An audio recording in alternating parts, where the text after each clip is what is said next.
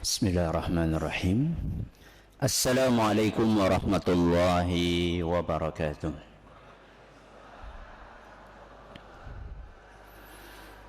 Alhamdulillahi rabbil alamin.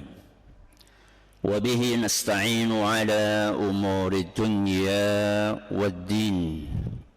Wa sallallahu ala nabiyyina wa sayyidina Muhammadin wa ala alihi wa sahbihi ajma'in, amma ba'd.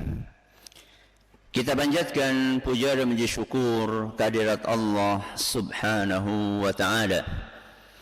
Pada kesempatan pagi yang berbahagia kali ini, hari Jumat tanggal 21 Safar 1447 Hijriah, atau yang bertepatan dengan tanggal 15 Agustus 2025, kita masih kembali diberi kekuatan, kesehatan, hidayah serta taufik dari Allah Jalla wa'ala, sehingga kita bisa kembali menghadiri pengajian rutin Jumat pagi di Masjid Agung Darussalam Purbalingga.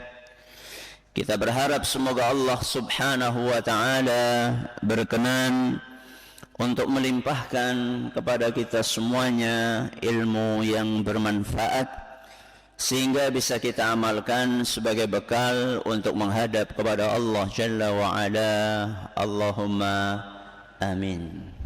Salawat dan salam semoga senantiasa tercurahkan kepada junjungan kita Nabi Agung Muhammad sallallahu alaihi wasallam, kepada keluarganya, sahabatnya, dan umatnya yang setia mengikuti tuntunannya hingga di akhir nanti. Para hadirin dan hadirat sekalian, dan juga segenap pendengar serta pemirsa rahimani wa rahimakumullah. Kebanyakan dari kita menginginkan kemuliaan, menginginkan kehormatan, menginginkan pujian, dan tidak suka ketika direndahkan, dihinakan, dicaci, dimaki. Betul? Betul nama badan? Betul. Boleh enggak kita mencari kemuliaan? Boleh enggak kita mencari kehormatan? Boleh enggak kita berusaha menghindari penghinaan, cacian, makian? Boleh? Boleh. Itu adalah sesuatu yang wajar. Akan tetapi jamaah yang kami hormati, sayangnya kebanyakan manusia sibuk mencari penghormatan dari manusia atau Allah. Kebanyakan manusia, kebanyakan orang mencari kemuliaan di hadapan manusia. Seakan-akan kalau sudah mulia, sudah terhormat, sudah dihargai oleh manusia, seakan-akan dia sudah mencapai prestasi tertingginya. Padahal orang yang dihormati oleh manusia belum tentu mulia di sisi Allah subhanahu wa ta'ala. Banyak orang-orang yang kemana-mana digelarkan karpet merah. Mau turun mobil ada yang bukakan pintunya. Begitu bawa tas ada yang tergopoh-gopoh untuk menentengkan tasnya. hadir di setiap acara, selalu kursinya paling depan. Orang-orang pada munduk-munduk kepada dia. Pertanyaannya, apakah orang yang seperti itu mesti mulia di sisi Allah? Belum tentu. Bahkan ada orang yang di sisi Allah tidak lebih berharga dari sayap seekor nyamuk. Tidak lebih berharga dibandingkan apa? Sayap seekor nyamuk. Bukan nyamuknya ya. Napa nih? Sayape. Padane nggih.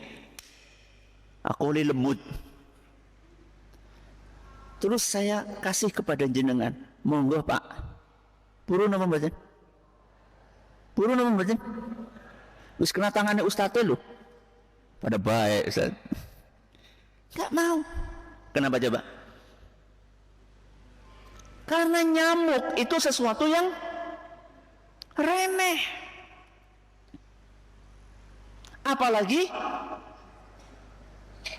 sayapnya. Ada orang di sisi Allah tidak lebih berharga dibandingkan sayap seekor nyamuk. Maka jamaah yang kami hormati, seharusnya yang kita kejar, yang kita cari, yang kita buru adalah kehormatan sejati, kemuliaan hakiki, yaitu kemuliaan di sisi Allah subhanahu wa ta'ala. Kenapa kok kemuliaan di sisi Allah itu adalah kemuliaan sejati? Karena orang yang mulia di sisi Allah, walaupun manusia sedunia berusaha untuk menghinakan orang tersebut, maka dia tetap mulia. Turun? Jangan menang baik. Turun apa mboten? Maulah, masa nggak mau? Ya.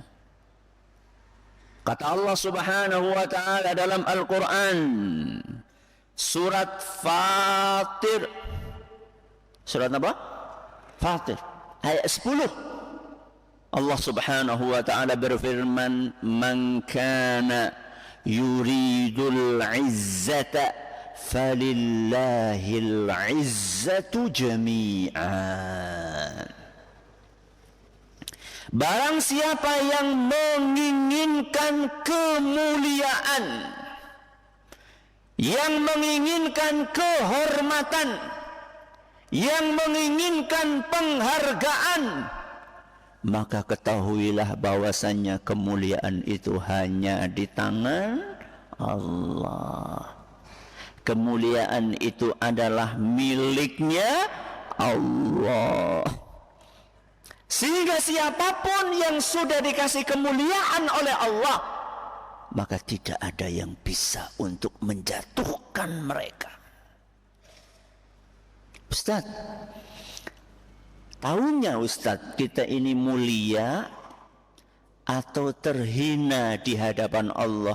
Tahunya gimana? Itu hal gaib atau bukan? Hal gaib atau bukan? Gaib. Apa jenengan pernah dapat surat sekang langit gitu? Anda manusia mulia gitu? Kan hal gaib. Terus tahunya kita ini mulia atau terhina di sisi Allah bagaimana? Wong itu hal yang gaib. Jawabannya betul, itu hal gaib. Akan tetapi Anda tandanya. Ada apanya? Tandanya. Ada cirinya. Yang kalau tanda itu ada dalam diri kita, maka itu itu bisa dijadikan sebagai ukuran kira-kira kita mulia atau tidak. Apakah pertanda tersebut, tanda itu adalah seberapa kita taat kepada sinten? Allah. Itu tandanya. Jadi kalau kita pengen tahu, pengen ngukur seperti apakah kedudukan kita di hadapan Allah, apakah kita termasuk orang yang mulia atau orang yang hina di sisi Allah, maka lihat seberapa kita taat kepada Allah. Berarti semakin taat, semakin apa? Mulia. Semakin boten taat, berarti semakin tidak mulia. Taat si pripun Ustaz disegege ya. Kalau sudah dipanggil, sudah dinapa? Panggil. Dipanggil napa? Hah? Dipanggil gajian. Dipanggil hayya 'alas shalah. Napa artinya? Ayo pada sholat. Lihat bagaimana respon kita. Manusia yang taat begitu dipanggil pripun? Langsung gageh. Ya, coba bayangkan ada prajurit dipanggil sama sinten? Komandan. Kamu sini. Pripun jawabnya? Siap. Kalau dipanggil Allah pripun? Engkau disit. Nggih napa mboten? Wonten napa mboten tiyang kados niku? Angkat tangan. Mien Ustaz sik wis ora. Coba saya tanya sama panjenengan. Dipanggil komandan jawabnya napa? Siap. Dipanggil Allah jawabnya engkau disit. Pertanyaannya, kebaikan komandan sama kebaikan Allah itu besar mana toh?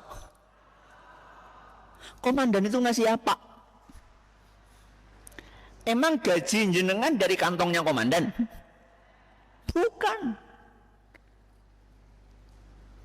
Kok bisa-bisanya begitu patuh dengan manusia, begitu cepat untuk memenuhi panggilan manusia saat dipanggil oleh Allah yang maha baik, yang maha pengasih, yang maha penyayang? Kok jawabnya engkau disit?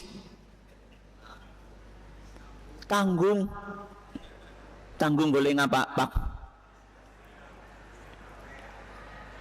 Weh, nak ibu-ibu tanggung boleh masak, nek bapak-bapak tanggung boleh mancing.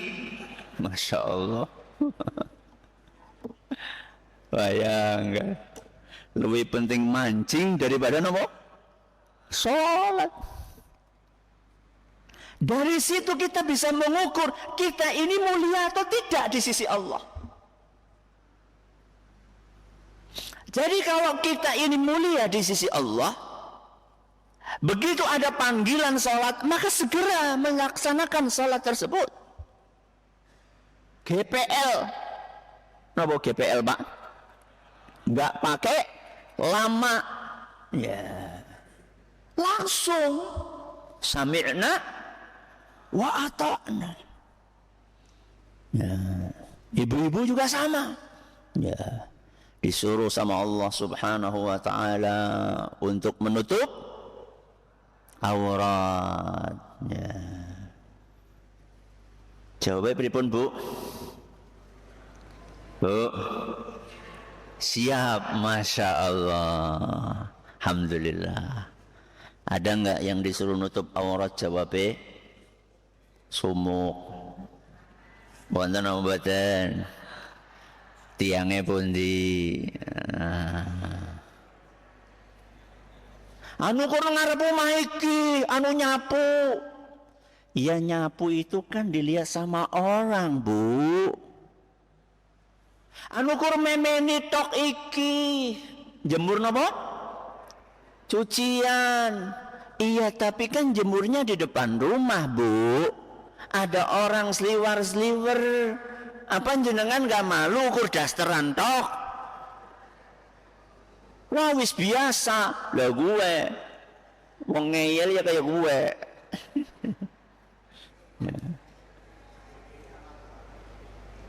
Seberapa kita taat dan patuh kepada Allah, disitulah akan kelihatan kemuliaan kita.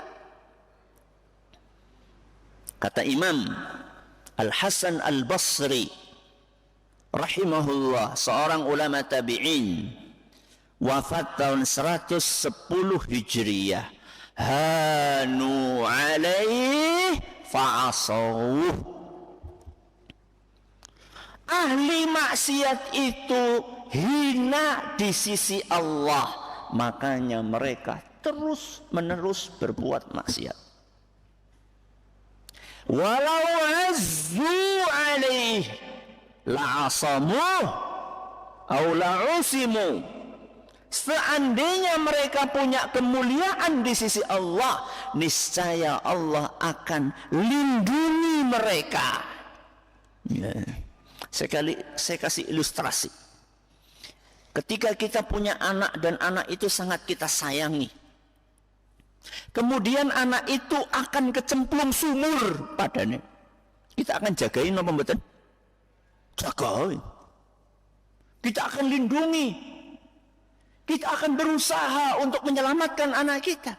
Kenapa? Karena anak itu mulia, karena anak itu kita sayang, karena anak itu berharga, karena anak itu istimewa. Sehingga kita akan berusaha jaga semaksimal mungkin. Pertanyaannya, apakah kita istimewa di sisi Allah? Seandainya kita istimewa di sisi Allah, maka Allah akan jaga kita. Allah akan jauhkan kita dari maksiat dan dosa. Ustaz, yang namanya manusia itu kan memang sudah takdirnya sering berbuat apa? Berbuat dosa. Nggih napa mboten? Nggih. Wong ada hadisnya, Pak. Kullu bani Adama khata'. Setiap anak Adam itu pasti apa? Banyak dosa. Ya. Kita anak Adam napa mboten? Anak Adam? Bapak jenengan Pak Adam? Nggih, maksudnya keturunannya sinten? Nabi Adam. Kita ini manusia. Yang namanya manusia memang kodratnya banyak apa? Dosa.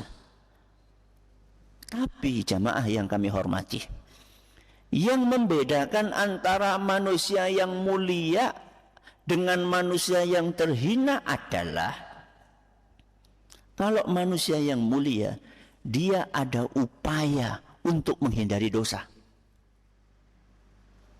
Kalau manusia yang terhina, dia malah mendekati apa? Dosa. Itu sebelum manusia mulia itu berusaha apa? Menghindari dosa. Kalau manusia yang terhina malah mendekati dosa. Terus bedanya pasca setelah melakukan perbuatan dosa nopo? Kalau tadi kan Paskanya bagaimana bedanya? Kalau orang yang mulia setelah melakukan perbuatan dosa, cepat tobat. Kalau orang yang terhina setelah berbuat dosa, pripun? Engko golek apa? Golek tobat, ngenteni mati. Ya. Pensiun. Bapak Ibu sebentar ya. 1 menit sebentar.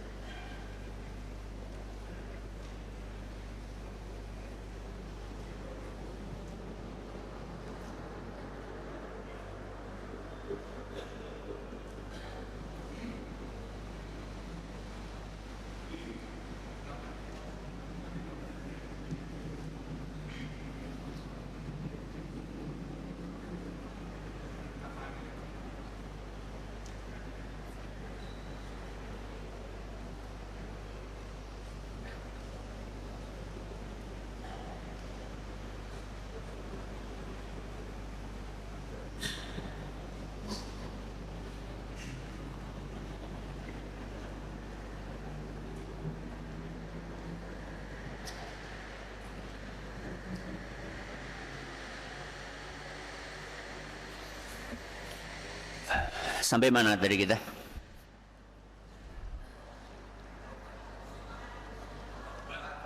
Pensiun. Tobatnya. Kalau orang yang terhina pasca melakukan perbuatan dosa, dia itu menunda-nunda tobat. Jadi perbedaannya, sama-sama berbuat dosa. Orang yang mulia bisa berbuat dosa, namanya juga manusia.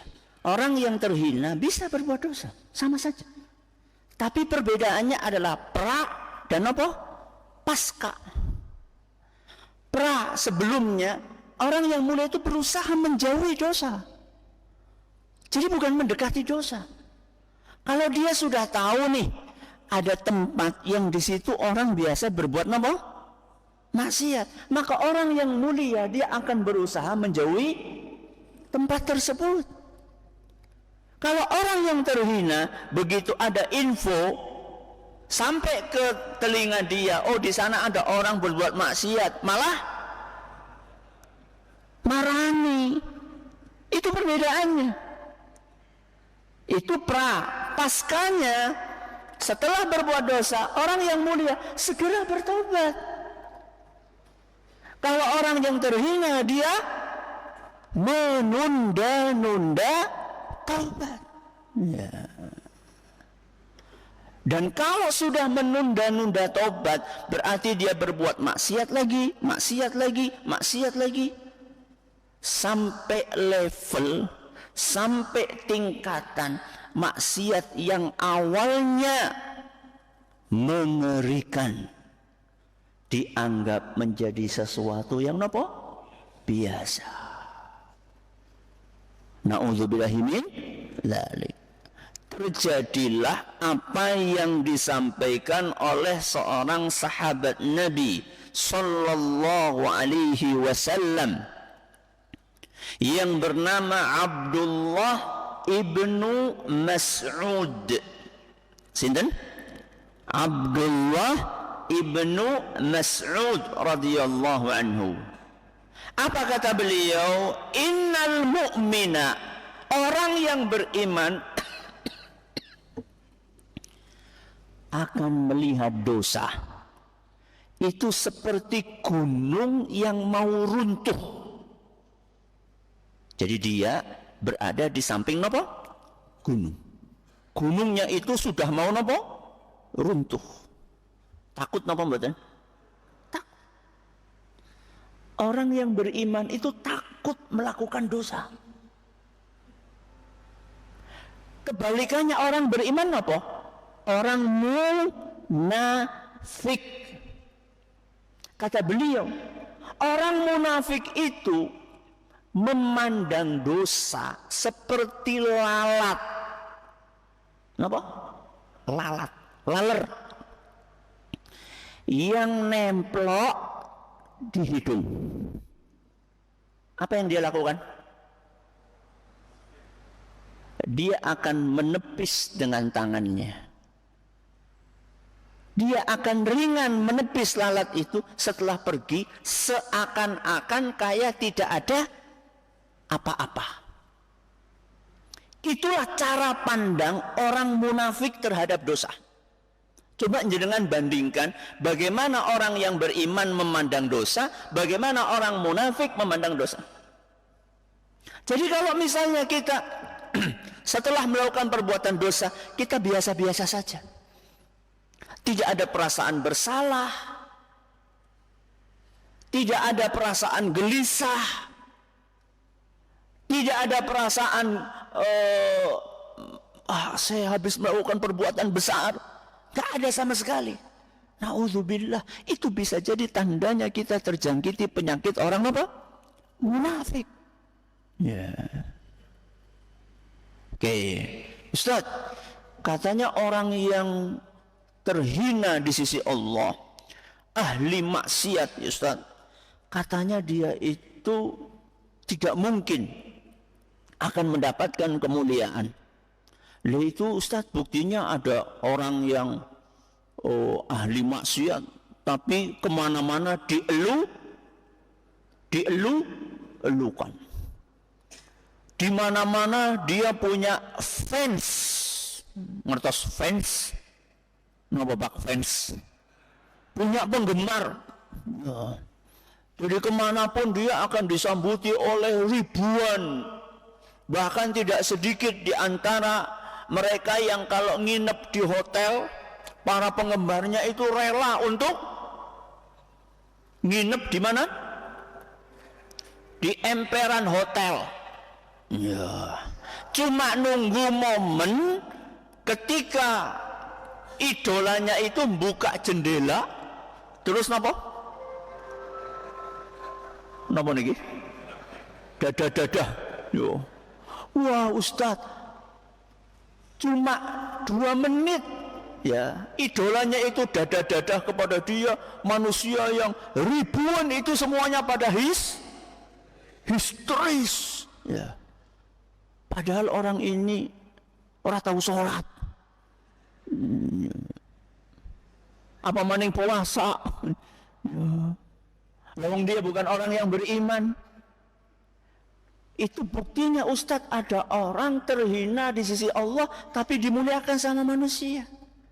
Saya katakan, Bapak Ibu yang kami hormati, bisa jadi orang yang dimuliakan oleh manusia itu hanya mulia secara lahiriahnya saja. Itu yang saya istilahkan dengan fata morgana penghormatan. Ngertos fata morgana? Fata morgana siapa? Sesuatu yang kelihatannya ada padahal tidak ada. Contoh, awan-awan pergi ke jalan raya, dari kejauhan kelihatan kayak ada air toh. Begitu kita dekati, tidak ada. Itulah fata morgana. Jadi orang itu mendapatkan penghormatan, tapi penghormatan yang semu. Dan tidak sedikit di antara orang yang dielu-elukan tadi, yang dibela mati-matian tadi, para pembelanya itu membela karena mengharapkan sesuatu. Napa sesuatu itu? Duit. Saya tanya sama jenengan, buzzer, ngertos buzzer? Betul ngertos? Alhamdulillah. Buzzer di dunia maya membela tokoh-tokoh mereka gratis. Gratis sama baca? Gelemen temen gratis. Pasti diapain? Dibayar. Berarti tulus nopo bulus.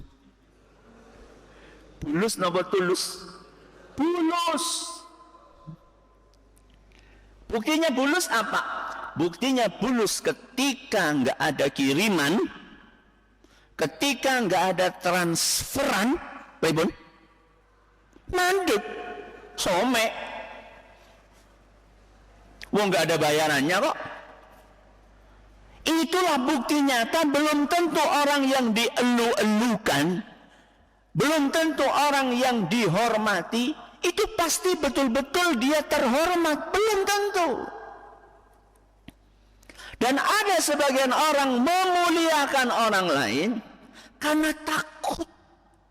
Wah, kalau saya nggak ikut bela, nanti bisa-bisa saya dipecat. Ya. Atau minimal nggak dapat kursi komisaris. Kan lumayan komisaris setahun. 1 bulan berapa? 1 M padanya ya. Setahun kan lumayan gue. Sudah dapat berapa? 12 M. Bisa nggak? 12 M sih bisa nggak ngapa? Nikah maning. Ya. Jadi jangan kita tertipu dengan penghormatan semu. Ya, yakinlah firman Allah Subhanahu wa taala, "Wa may yuhinillahu fama lahu min mukrim." Allah Subhanahu wa taala berfirman dalam surat Al-Hajj ayat 18, barang siapa yang dihinakan oleh Allah, maka tidak ada yang bisa mengangkat derajatnya, memberikan kemuliaan kepada orang tersebut. Tidak ada. Jadi kalau orang sudah terhina di sisi Allah, maka tidak ada yang bisa mengangkat derajatnya, mengembalikan kemuliaannya, kecuali kalau orang itu mau bertaubat, kembali kepada Allah Subhanahu wa ta'ala. Ini materi kita hari ini. Semoga menginspirasi kita untuk lebih semangat mencari kemuliaan di sisi sinten Allah, dan jangan tertipu dengan penghormatan manusia. Masih ada sisa waktu. Kalau ada yang pengen bertanya, dipersilahkan. Monggo.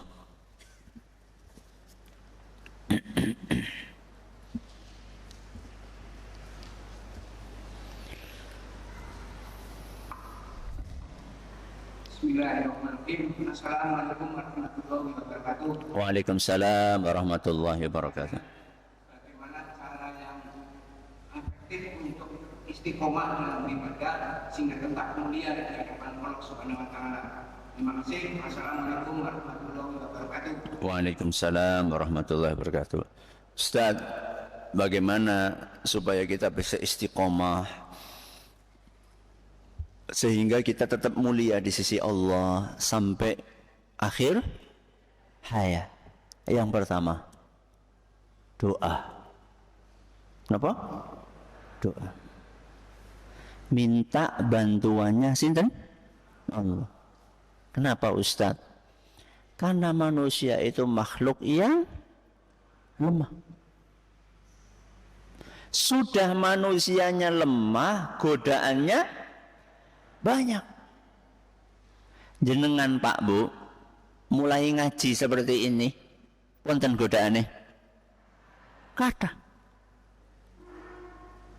Walaupun mungkin kadang-kadang cuma omongan satu kata. Napa? Tumben satu kata tok. Ada sebagian orang gugur dengan apa? Tumben. Iya ya, nyong biyen ora kaya kiye, yang tumben kaya kiye, ya wis lah, balik maning, kaya mian maning. Cuma satu kata bisa membuat orang tumbang. Orang ngaji maning. Itu godaan. Nah. Manusia itu lemah, godaan banyak. Dan tidak mungkin kita bisa kuat kalau tidak dikuatkan oleh yang maha kuat. Sinten? Salah satu nama Allah adalah Al-Qawiyyu. Napa Al-Qawiyyu? Yang maha kuat. Maka minta sama Allah, doa. Napa Ustaz doanya? Dalam hadis yang diriwayatkan oleh Imam At-Tirmidzi, dan hadis ini dinilai sahih oleh Syekh Al-Albani, dituturkan oleh seorang sahabat Nabi SAW bahwasanya Rasulullah SAW itu sangat sering untuk membaca doa, ya muqallibal qulub tsabbit qalbi ala dinik. Artinya, ya muqallibal qulub, wahai yang maha membolak-balikkan hati, tsabbit qalbi, tetapkanlah hatiku, istiqomahkanlah aku, ala dinik, di atas ajaran agamamu. Siapa yang sering baca doa ini? Rasulullah SAW. Padahal Rasulullah SAW itu sudah mendapatkan jaminan surga. Kulo kalian jenengan? Dereng. Berarti kalau saya sama jenengan jarang baca doa ini, gue jenengannya kebangetan. Wong Kanjeng Nabi SAW yang sudah dijamin masuk surga saja rutin membaca doa ini. Hari ini sudah baca belum? Nembe Ustaz. Doa. Kenapa? Doa. Masih banyak doanya. Selain itu ada Allahumma musarrifal qulub, sarrif qulubana ala ta'atik. Ya. Ada doa dalam Al-Quran, Rabbana la tuzigh qulubana ba'da idh hadaitana wa hab lana min ladunka rahmah innaka antal wahhab. Satu doa. Yang kedua, teman. Napa? Teman. Teman siapa? Kanca. Teman apa Ustadz? Teman yang mendukung untuk istiqomah. Teman yang mau menguatkan kita ketika kita sedang lemah. Teman yang mendampingi kita ketika kita sedang kesepian. Teman yang memotivasi kita ketika iman kita sedang ngedrop. Dimulai dari teman hidup. Sinten? Suami dan istri.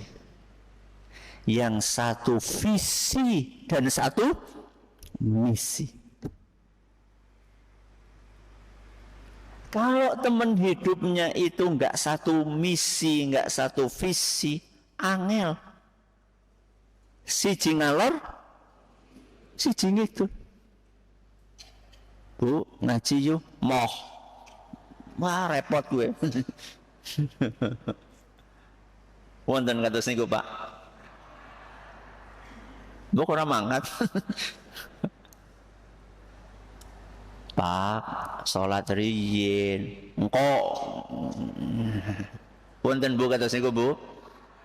Kata. Itu berarti tidak satu visi, tidak satu misi. Ya. Ndak wis kadung kepriwe Ustaz, pegataken bae aja.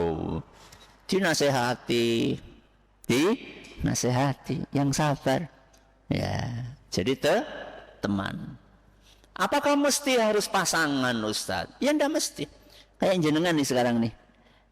Samping kanan jenengan ini kan teman. Yang saling mengingatkan. Yang WA jenengan, "Nggih, kimbok Jumat pagi mangsane ngaji. Yuk mangkat bareng." Itu teman namanya. Teman yang menguatkan. Ya. Dan itu seindah-indah teman. Ya. Teman yang terbaik itu yang seperti itu. Ibu-ibu berangkat bareng, numpak napa Bu? Angkot, ya. Jam tengah pitu wis standby, wis mangkat, ngemutaken kancane. Itu teman yang baik. Ini faktor yang kedua. Ada yang lain monggo?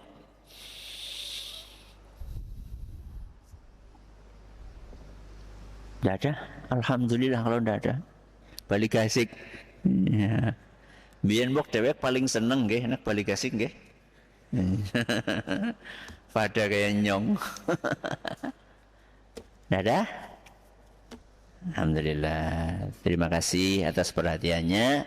Mohon maaf atas segala kekurangannya. Kita akhiri dengan doa kafaratul majelis. Subhanakallahumma wa bihamdika asyhadu an la ilaha illa anta astaghfiruka wa atubu ilaik. Wassalamualaikum warahmatullahi wabarakatuh.